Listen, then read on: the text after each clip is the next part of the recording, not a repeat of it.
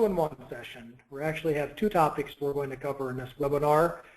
The first is on pitching, presentations and pitching, and the second is on PR for startups. We have two speakers today.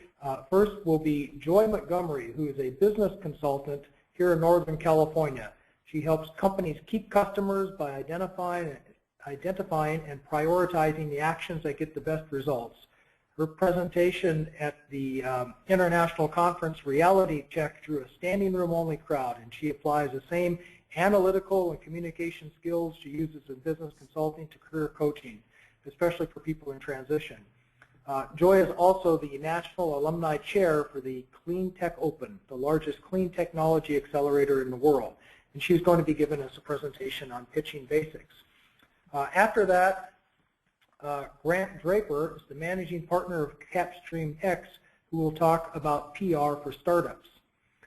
Capstream X is a marketing, communications, brand, and PR firm focused on companies serving the world's critical resources, energy, technology, and agriculture. For more than 25 years, Grant has been an entrepreneur, investor, director, and executive for public and private companies. He has an MBA from Columbia and a BA from Alberta, and he lives in San Francisco. So before we get started, I just want to remind people that this is part of our webinar series. We are recording today's webinar, and the slides are also going to be made available.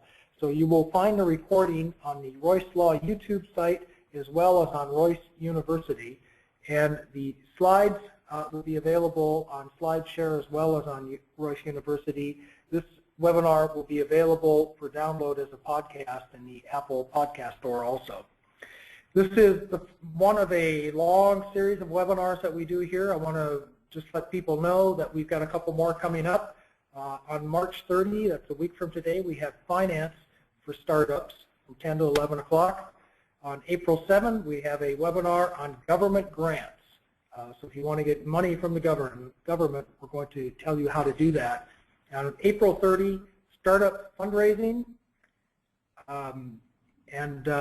Finally, I just want to let people know that we have a conference, the Silicon Valley Ag Tech, that's Agricultural Technology Conference, a full-day conference coming up on May 11. We have panels, presentations, pitches, speed networking, demos, a full day at the Computer History Museum in Mountain View, California on May 11. So be sure to mark your calendars for that. So as I said, we've got two-in-one, and we're going to start with pitching. And if you have questions, you'll notice that you have a dialog box in the right-hand corner of your screen. Go ahead and type your questions in. We'll try to get to them today. If we don't, we'll have the speakers follow up with you afterwards. And also you'll be able to, remember, you'll be able to find these webinars recorded and they're online so you can go back to them again. With that, Joy, I think I'm going to go ahead and let you start with your presentation on pitches. All right. Thank you, Roger. And hi, everyone. So the mother bear and the baby bear are there because the little bear is a startup. And the mom is the resource that little startup needs. But in this case, a good mom is going to provide those resources, and she's going to listen to what that little bear says carefully. In real life, when you're looking for resources for your startup, the people with the resources are not quite as accommodating. So it's up to you to make sure that you tell them in words that they want to hear and that they can understand what you need. So don't try to be the little bear. It won't work. Your task is to tell the audience, whoever they are, what they've already told you they want to hear about. It's about money or about passion, and sometimes it's about both. Because that's a pretty good deal if you can invest, expect a good return on your investment, and feel very good about it. The problem is always the problem as they see it. It's not as you see it. Everything is from their point of view. When you think about it, people will say, oh, well, the pet rock had no purpose, but it did. There were lots and lots of people who needed to buy a foolish gift for Christmas parties that didn't cost too much. So they did solve a problem for people and made a lot of money at it, too. We used to see the cement trucks with the gosh, the thing with the cement, the drum rolling around with the sign on the side that said, find a need and fill it. And that's what you're doing. You're not coming up with a solution that doesn't have a problem for it. Then why this problem? Your story comes in here. It's why you're interested in this problem, why you believe it's an important problem to solve, and why you're the person to do it. They need to hear both of those things. The solution is not the technology. It's more about results. You need things like a tagline. I mean, you remember taglines like Hallmark, when you care enough to send the very best, implying that any other card is not good. Alka-Seltzer, I can't believe I ate the whole thing. They identify the problem right there, and they offer a solution. Ajax, it's stronger than dirt. Well, you would hope all cleaners are, but Ajax says they are. Chevy trucks, like a rock. Ivory soap, 99.44% pure. And Salesforce, experience success. Who doesn't want to experience success? Your expected results are the most important part, probably, because you're going to talk about benefits and profits or impact, and you go the direction that your audience needs. So your benefits and profits are for the venture capitalists, the angel investors, who are looking more at the bottom line. They're also looking at the impact, but the people who really look at the impact are the foundations, the people who give grants, the government agencies that have problems to solve, and they need to see results, not necessarily in terms of dollars, but dollars are a good thing too. So you're keeping your mind on the problem, you're focusing on numbers, the numbers that mean something to that audience. What will you reduce? What will you increase?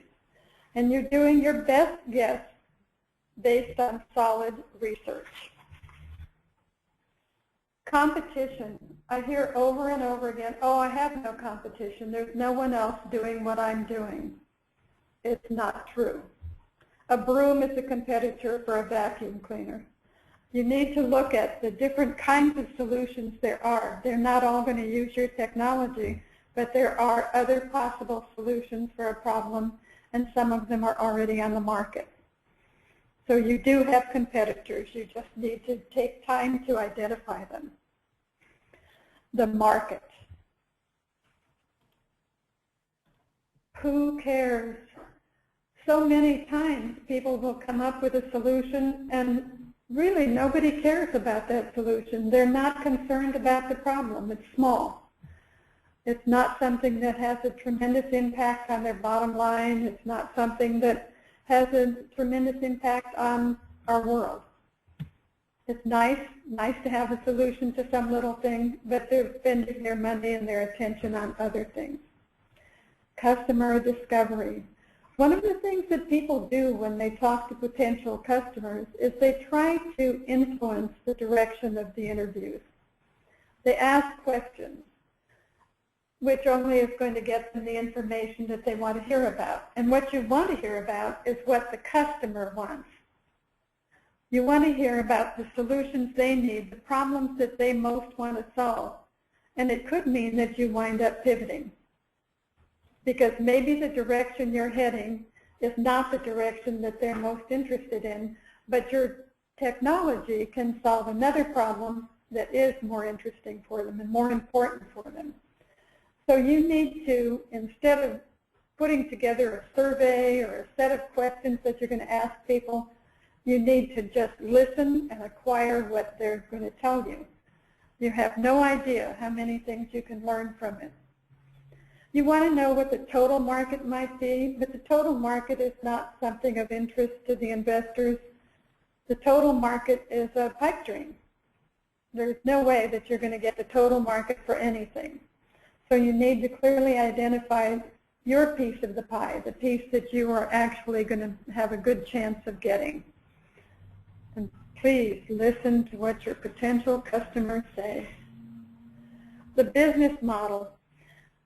And you know that they're looking for all these things. They'll be listening to hear at least a hint of realism. because this is one of the areas where people really just overestimate the impact they're going to have and how they're going to get there. You need to think about this and give them a business model that's believable, because you'll only wind up losing out if you go too far. The ask, you want a supportable estimate based on the things you've just told them in your business model that you're going to be doing and the market that you believe you have. You're going to ask for more than you think you'll need, but you're going to have a specific benchmark in mind. If you look at things like crowdfunding, people say a specific thing. They say, I need this much money to build a prototype. And if people believe in the story, they'll sign up to help you build that prototype. So you want things to match. You want to be really careful about how much you ask for and where it's going to go, and keeping the return on that investment in mind. And the return on investment is not always dollars. A lot of times the return on investment is in increases and decreases about things that people need to fix. So it's less about dollars. At this point, you absolutely need to have an expert who knows about startups, an expert who knows about finance. You need to get that person and make sure that you listen to them. They want to know how you're going to use those funds in a considerable amount of detail. Not just, I'm going to build a prototype. They need to see the steps and listen to what you have to say in plain English so they can follow it and believe that what you're asking for and how you're going to use the money go together and will actually accomplish what you believe it will accomplish. Financial projections. This is where you need to use your expert. They want to know when they'll see the expected results.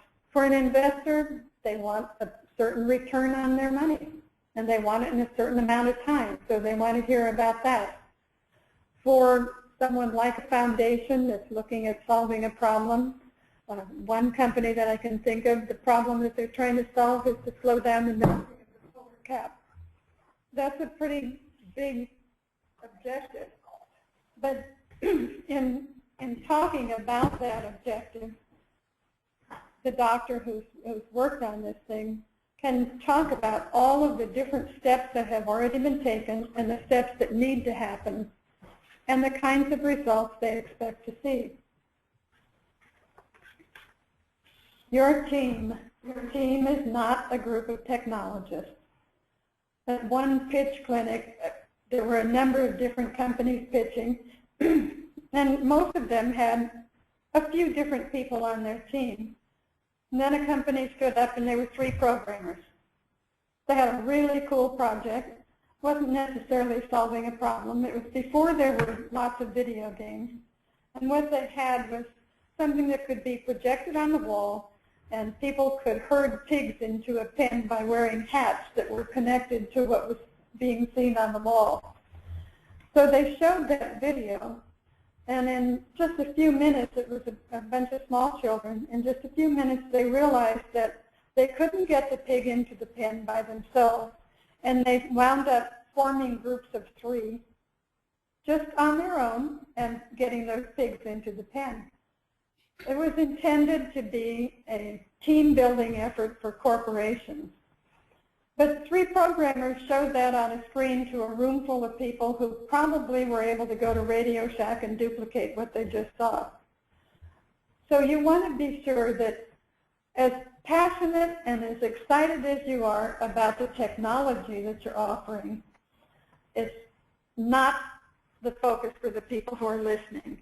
It's not what they most want to hear about. And it's really important for you to have your whole C-suite so they can look at it and say, all right, you have a CEO who has started up a couple companies already, a chief financial officer who actually has worked for a few startups, an operating officer, and most likely you're going to be the chief technical officer because you're the one who knows the technology. Advisors. People will put advisors into their pitch and into their one sheet. And if the advisors are unknown, it doesn't really add value. There are other things that can take up space on the page and space in the presentation. But if you have industry experts, serial entrepreneurs, international advocates, who you can name and the names will be recognized, you definitely want to show those. With the woman who's working on slowing down the melting of the polar cap, she has a world-famous physicist who has studied what she's doing and has a quote right on her first page about how he thinks it's a viable solution that could make a difference. So those are things that can be helpful. But if you don't have the people with known names, it's not going to be that helpful. It's not like Joe Smith is my neighbor and he really likes this project. Now you get to the technology. It's the last thing you're going to talk about. And do stop if their eyes start to roll. If they if they're texting or getting on their computer or something, you know you've gone too far with what you're saying. They all have experts to dive deeper into the technology. Some of them are the experts, but you'll find that out in question and answer. You want to say this as simply as possible. If you can't say it clearly and concisely, you don't have a really clear idea yourself. So you want to keep that non-technical and tie it to common knowledge. So if you can say that your technology will make the same kind of a difference that the cotton gin made to industry, then you're giving them something that they can get a hold of. Be prepared for the questions and answers. If you come to that point and you realize that you do have an expert in the room, then you can have a lot of fun with that because they're going to put you on the spot and ask you a lot of questions. But for the most part, the people who are listening to your pitch the first time are not technical experts, and keep that in mind. And then I have a do not list. Do not bring it. And do not have a tagline you have to explain. Those examples I gave of Hallmark and Alka-Seltzer, people remember those. No one has to explain them. They remember them year after year, sometimes decade after decade. Don't be gender specific, because you don't know if the decision maker is a man or a woman. Whoever's in the room might not be the decision maker. They might be an underling. Don't be disorganized. Don't be inconsistent. Absolutely don't contradict something that you've already said. Don't talk too fast or say too much. And absolutely do not run over your time. When you do too much, you wind up not being able to finish, and maybe you leave out the one thing that they most wanted to hear. Do we have any questions?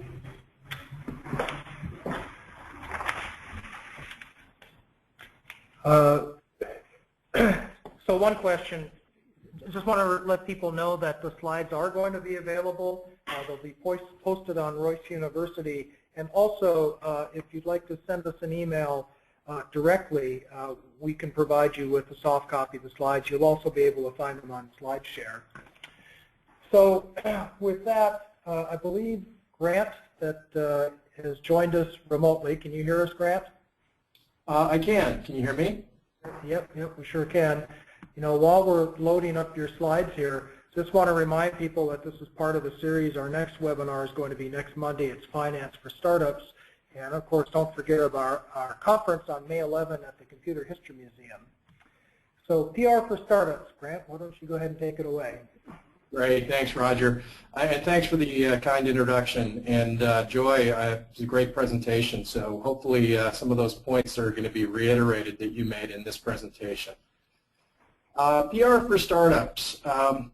You know, I think the key thing to consider is what is a startup and why is it different than another company, a company that's been around for years and years. And I think it's key that customer proof points are really the important point about startups. It's an untested hypothesis. You're busy iterating whether they be products or services, and looking for customers and customer experiences to talk about.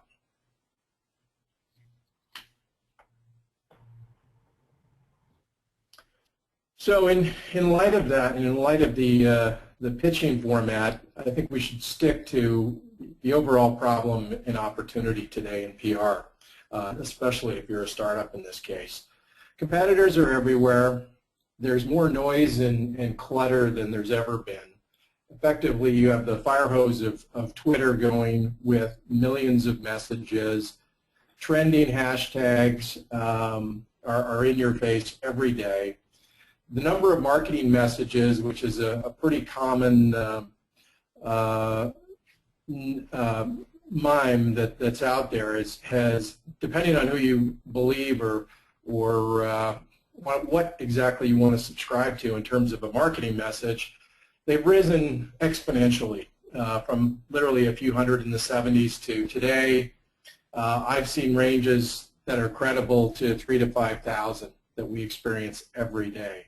So within that universe, you're competing to get your message out. And it's quite a big change, I would say, regarding the last even 20 to 30 years, as it's pointed out.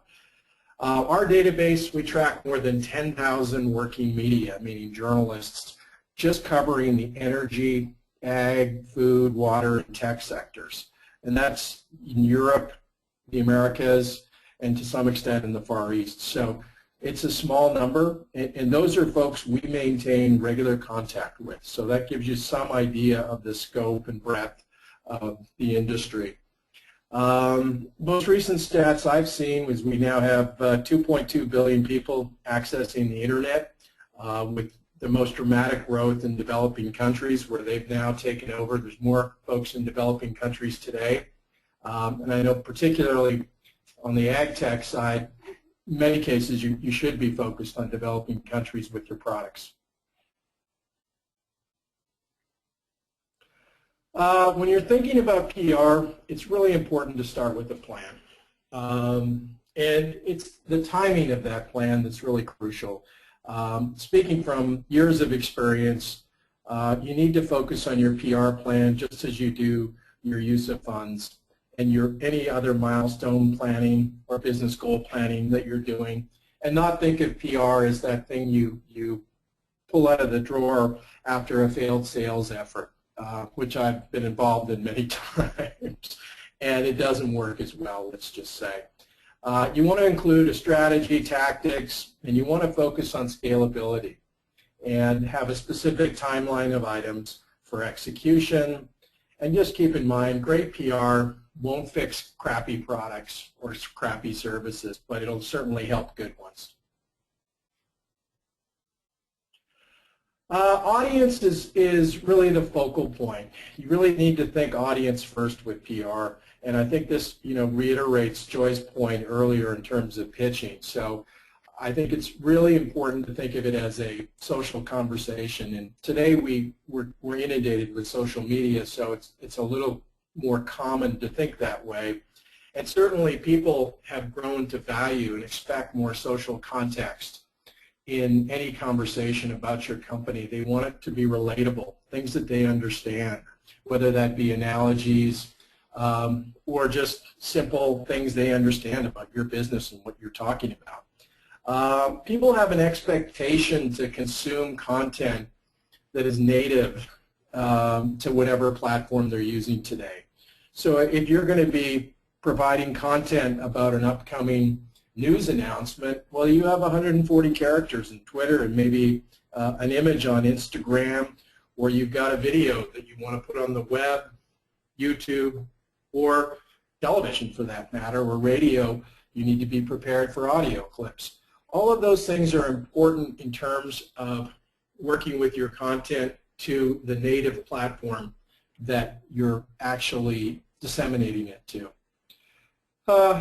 Also important to note is PR plays often a valuable role at all stages, or each stage of the customer hierarchy or customer funnel, to borrow a Steve Blank analogy, which is effectively, you're using it at the opening stage of awareness, interest, consideration, purchase, and all the way, especially today, going through to relationship building when you're asking your customers to amplify your story.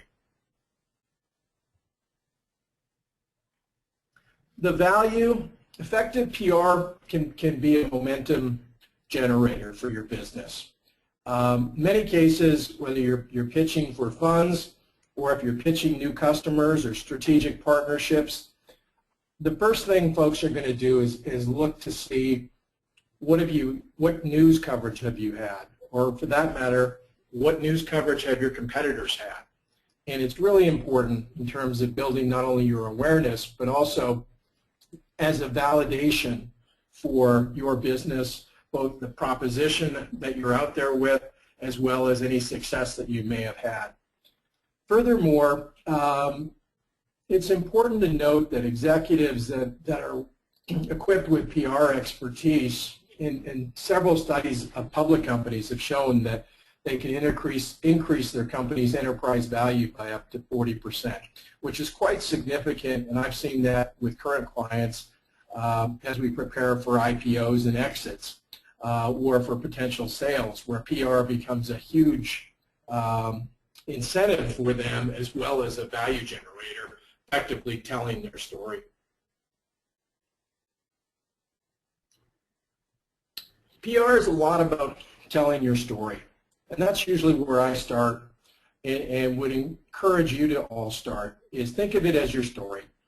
And think of it, again, as from your audience's perspective, and the first question you have to ask in PR is, why would a journalist be interested in hearing from you? They're in the business of producing newsworthy content, so you need to think about how you can help them. And it's a variety of ways.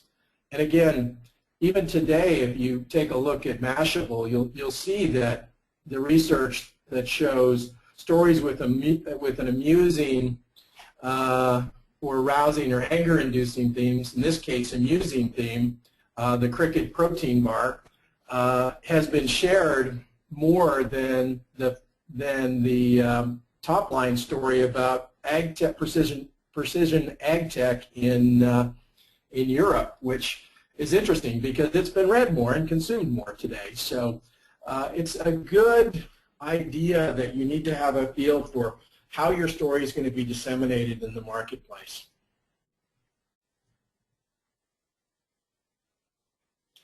So how do you develop that story? Well, you can really look at it as the kind of classic startup hero's journey story archetype. And reporters in particular will be looking for that from you, from startups, just as potential investors will. So it is important to be able to talk in those terms, in terms of why, what was the quest you were called on in order to develop this business? What huge challenges have you overcome, on that unclear path forward? How many hurdles have you managed to jump over? And how have you demonstrated your courage, your ability, your agility, your ingenuity, your resourcefulness? All of these things are really critical in terms of developing that story and having that larger story that you can illustrate and people can immediately relate to. And it's also really important at this point to think in terms of what audiences would find your story valuable to know about. And that's going to really help you frame for the earlier question of why would journalists be interested in talking to you. The mechanics, I think a lot of you are probably familiar with these. They're pretty straightforward. There's a lot of certainly information on the internet about them. But it's important, as you develop that PR plan, to also have developed your positioning, your messaging, and your various content delivery tools. So in today's case, positioning statement is what do you stand for? Again, from a customer's point of view, a lot of people will say it's your tagline, and it could. I mean, there's obviously variations in there. Your messaging, what is your unique sales proposition, and explain why you're worth buying versus your competitors. Media training, it's pretty straightforward. There's, again, a lot of information in the on the web on that. It's preparing talking points for with specific messaging for every story that you have in your business. And again, content that's in digestible forms, and it's native to each platform. So it's not just a generic news release. It's actually figuring out how that content can be developed for each of these different platforms that are out there today. And as part of that, there's a huge range. There's never been a greater opportunity to disseminate your message. And it's not just news releases or wire services or search on your website. You can get engaged in a variety of conversations that are out there. And to take this back, it's all about social. You need to provide context. Pitching journalists, I wanted to come to this one point because I think it's important, and I think this is something where people, you want to look into the bag of tricks, and I think this is something that everyone should be, front and center and aware of. And it really starts with, what's your story? It's not, we have an announcement today, but what is your story? What's your broad story? What is your specific story in this specific instance with this event or activity that you're looking to promote? You need to determine its newsworthiness, which is pretty straightforward. Is it something that you would like to read about or your audience would like to read about in your mind? And in this case, I think it's really important with the internet today and category, the sector that you're in, to realize that depth is more important than breadth. Meaning, a press release over a cheap Charlie wire service is going to go nowhere. No one will read it. They may say they get to 10,000 or 20,000, whatever the number is. It's a waste of time and effort. Relationships matter. You should be contacting and building relationships with the reporters you know, and the ones you read and view every day. The ones you trust, those are the ones you want to build relationships with, and that should be a focal point of your pitching, job one. And in part of that effort, you should be following them on Twitter. You should be reading their latest tweets, their retweets, reading their stories, commenting on their stories, either via email to them or in their Twitter feed or on the actual story site itself.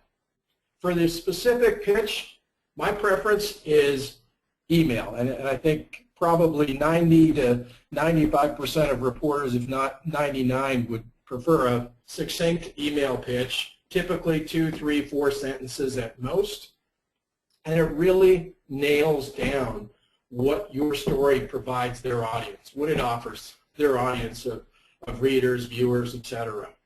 You should always focus on providing hyperlinks in that pitch. So no attachments, no detailed information, no long scrolling opportunity. The goal here is to get people, in this case reporters, to click on it, and you want them to click on it with a subject line that interests them, and information would be a hyperlink so that they can go to the next stage. Generally, the best days I find is I usually use Sundays, depending on the particular story, but Tuesday, Wednesday, and Sunday are all very good days. Mondays, people are inundated. If you're going to put your news release or have a story that's coming out at 8 a.m. or when the market opens, you're going to be inundated with everybody else at that point. Finally, on the pitching side, I think where people sometimes you really can make the difference, and sometimes all the difference in the world, is the follow-up. It's like any customer relationship, following up with the call. And if you still don't get any response from that email pitch and call, then respond with the second email. It can be in the next day. It can be in the next week. But effectively, you're again trying to provide some additional info that may interest their audience. Typically, a reporter is receiving anywhere from 300 to 500 pitches per day. So you need to keep that in mind of what you're competing with. In terms of return on investment, what should you pay? Should you go external or external or internal? I think these are really important questions, and you need to go back to your original plan and what your requirements are.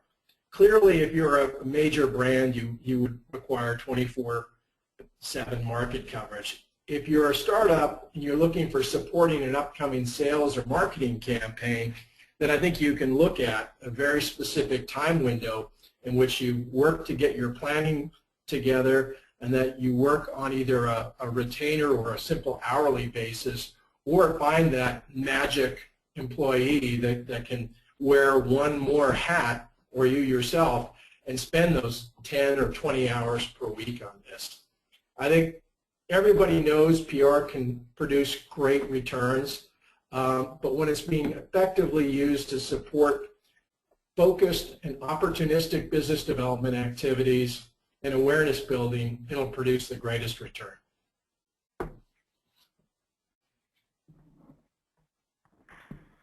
Okay, thanks very much.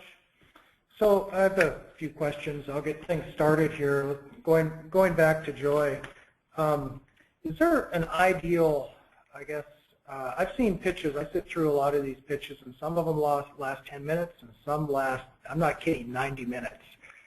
And I'm just wondering, you know, at that, I don't know how you can plan on keeping anybody's attention for that long, getting into that level of detail in an investor pitch. Is there any rules of thumb, or what should people kind of plan for and prepare for?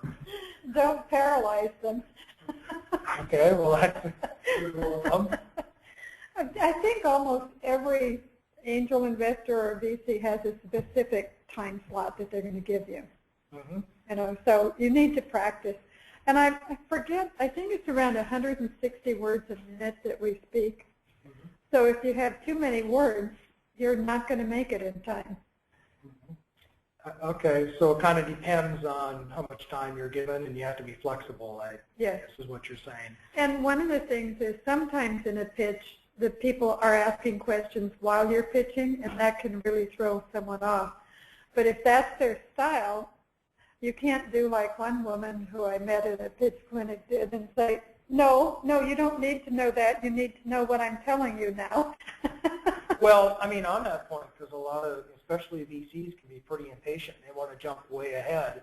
I mean, do you kind of bring it back to your presentation, or do you engage them when that happens? You respond to whatever question they have, oh. And you do it quickly, you know, because you know what's in your presentation. So if they've jumped ahead, you go ahead and you answer that part, and you get back on track as soon as you can, because you do have stuff you want to cover.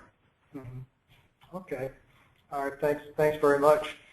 So, Grant, that was a really good summary of how to get PR, because that is the big question everybody has, as to how to get in front of the media and how to get their attention. And that's really interesting what you were saying about press releases, because I always thought that was the way that companies communicate with the press, is through a press release. So I think what I heard you say is that that's really not going to do you a lot of good if you're trying to get press. Is that right? I think that's an understatement in today's world, and you just have to be aware of what you're competing with and against in today's world. You know, the average reporter, particularly with the top tier, say the Mercury News even, you will get, you know, 300 to 400, they will be getting 300 to 400 pitches a day. And you're getting, that includes all the press releases, that includes a whole range of things. And where, you know, PR professionals, and whether they be external or internal, really add value is in helping you work through those relationships and build those relationships. And that's where, you know, as an executive, once you start to build those relationships and that experience and expertise in handling those questions, those things start to fall from the sky or fall into your lap. Yeah. So it sounds like you're kind of old school here, because what I'm hearing is a lot of emphasis on relationships and knowing people and being able to call people up. I'm not hearing you talk a lot about using the latest social media, you know, which I can't keep up with what all the new ones are. Is there much value in you know, in a big social media campaign? Absolutely. I think I may have downplayed that somewhat. I mean, I look at basically Twitter is 1A. I would say, you know, typically I would look at Twitter as 1A, I guess. I would say for 1B, probably Instagram. Again, especially if I was in the consumer market. And then I would look at Facebook and have my fan page. I mean, you just have to look at where folks are. When I talk about native content in the different platforms, I mean, Twitter is approaching, I believe, a 500 million. Facebook's, what, 1.4 billion right now? You have to go where the audience is. The same reason you want to go on television, radio, you need to go within that audience. What I would come back and say is forget about pre-programmed tweets or announcements. You need to go back and look at what your story is and then take your dissemination strategy and tactics from there. So here's one for both of you. How important is it to have a good, I guess, PR, to have good press coverage? Let me put it that way. So when you go out and make your pitch, for example, how important will it be to the investors that you can say, look at the traction that I've gotten? I may not have raised a lot of money, but I've gotten good press. I've got a lot of followers. I've gotten a lot of eyeballs. Is that a good metric? Why don't we start with you, Joy? Absolutely. Yeah, I think name recognition. You know, if you already have name recognition and people are excited about what you're doing, it goes a long way. I worked for one company that made a base station for wireless telephones. And this was a number of years ago, so it was a new idea. They could drop one of those in remote places in Brazil and China and provide phone service. When Hurricane Andrew happened, there were people stranded everywhere who didn't have food or water, and there were trucks with food and water, but there was no communication. They couldn't find the people who needed it. And I suggested to that company that they drop one of those base stations from a plane, just with a parachute, drop them into the places where the people were so communication could happen. And they said, oh, but it's not a product yet. Those are just test units. We can't, you know, they're not ready for that. And I thought, here's an opportunity for PR that would make your name known all over the world before you're even ready to go to market. And you're going to pass on it because it's not finished yet. Yeah. And then after that, yeah, I would add to that it's really context is critical with that question in terms of how important it is to have good PR when you're going out to pitch. If your competitors have great PR and you have nothing, then you need PR. That's probably number one, because you're going to be dogged by having all the investors talk about your competitors and why, you know, they are the shiny light up on the hill. That's really the number one driver that I see with customers, and I think it's really important that they address it almost immediately, because otherwise they will be dogged by that. It's a great validation as well. You're looking for third-party validation, and you're really looking for the brand. You know, if you're in ag tech, why not have the MIT Tech Review write about you? It's a great, you know, or Scientific American, or, you know, within your own sector, whatever it might be. Grant, do you think it's more important to get national press or local press, or both? Or does it depend on what your product is? It depends on your story. If you have a story that can interest the national press, then aim high. It's always better to start by aiming for the moon and working your way down with any kind of story, and that's usually my philosophy. If you can be on CNBC, why not? Make the effort to do it. The Today Show is classic, you know, in terms of launching startup companies. Yeah, you know, on that point, you know, it's not often we get an opportunity to talk to a PR professional about all the things that are out there, so I'm going to ask a few questions. One of the things I've noticed, and even in the Royse Law EdTech Incubator, we've been approached by a couple of programs that are paid advertising, but it's on national syndicated television. It's really expensive, And it's kind of a new thing for me, but since talking to some of these people, I've been looking around. I've been seeing that people are using it. I see a lot of these programs, but I wonder, is there a good ROI on that sort of thing? Do you know what I'm talking about? Yeah, no, I know exactly what you're talking about, and they're savvy. They're around the world too. I mean, you know, Singapore, I would say, is a great example of a region that, you know, that is very common. And what I've seen is it really depends on who you work with and who approaches you.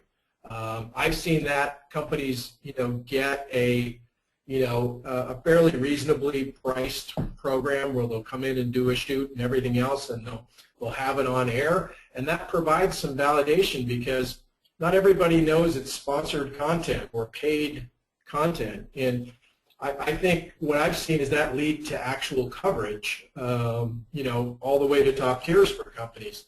Do I recommend it? If you have the resources to do that, and you have the campaign where that can really enhance it, then by all means, I think there's probably a lot more you can do in terms of producing content that may not cost as much. But again, it's always a trade-off in terms of time. Right. You know, kind of on a related issue, for Joy, you know, we have tons of pitch events. What you're talking about with people being able to put together their pitch, there's also the presentation. And there are numerous opportunities in this valley to present to the public. And I've heard different things. People say, well, that's a good idea. You should get as much exposure as possible. And I've heard other people say, no, it's not a good idea. You know, kind of spend your time in one-on-one meetings with people that are going to invest in you. And in fact, I had one VC tell me recently that they thought that the whole process was unfair to the investor and unfair to the company because there just wasn't an opportunity to dive deep and get really much of an understanding. You know what kind of pitch events? You know what I'm talking about when I describe them. How do you feel about that? I think it's something like, I do the career coaching too, and it's something like never turning down an interview. I see. Because everyone makes you better. You know, if you go to an event and do a pitch and it doesn't turn out well, you've learned something. And you just keep getting better. But I think trying to get the one-on-one meeting, I think that's quite difficult. It's quite difficult, and sometimes, ideally, the pitches are supposed to lead to that. Yes. and oftentimes they do. I mean, that is kind of the point. So I guess what you're saying is that exposure is good. Yes, and it's a story. We had one fellow who said, he started his pitch with, I discovered the solution to this problem when my Range Rover broke down in the Kalahari Desert and I had to live with the Bushmen for a couple of weeks. Now that's an attention getter. Not a lot of people can start their pitch with a story like that. So everyone was listening. They wanted to know what the Bushmen had to teach us. I'm kind of curious myself now. All right. Well, with our last few minutes, I guess I'd ask our panelists if they have any closing words that they would like to leave us with, any parting wisdom on the topics of pitching as well as PR for startups. Joy, anything you'd like to leave us with? I do. I like the saying that we have 2 ears and 1 mouth, and we should be using the ears more than the mouth. So we really should be listening and gaining the knowledge we can get from sales pitches, from customers, potential customers, just gathering information as much as we can without trying to influence it. Okay. Thank you, Joy. Grant? I would actually just reiterate what Joy said. I mean, I think listening is really critical. And as much as I talk about building relationships with journalists, anyone can do it. You don't have to have a specialized title or, you know, the ability to share martinis for martini lunches. Anyone can do it. All you need to do is get on Twitter and go start to communicate and have a conversation with the journalists and media outlets that you're most interested in having them hear your story. Okay. Well, thanks very much to our panelists. Thank you attendees for attending. I want to remind you that our conference, all day, the Silicon Valley Ag Tech Conference, May 11, Computer History Museum in Mountain View, California, a full day of panels, presentations, speed networking, and demos. So we hope to see you there. Our next webinar, Finance for Startups, on March 30 at 10 o'clock. Hear everything you need to know about the financial aspect of a startup company, followed by government grants, April 7th, startup fundraising on April 30. Okay, again, this webinar was recorded. You can find it at Royse University or the Royse Law YouTube site, and the slides will be available on Royse University or by emailing us. I guess final thing, Joy, how do people get a hold of you if they want to contact you? Joy at structural-integrity.com is my email, and my phone number is 925-963-6858. And Grant, how do we find you? You can find us at capstreamx.com. capstreamx.com. Okay, with that, thank you very much. We will now conclude the webinar.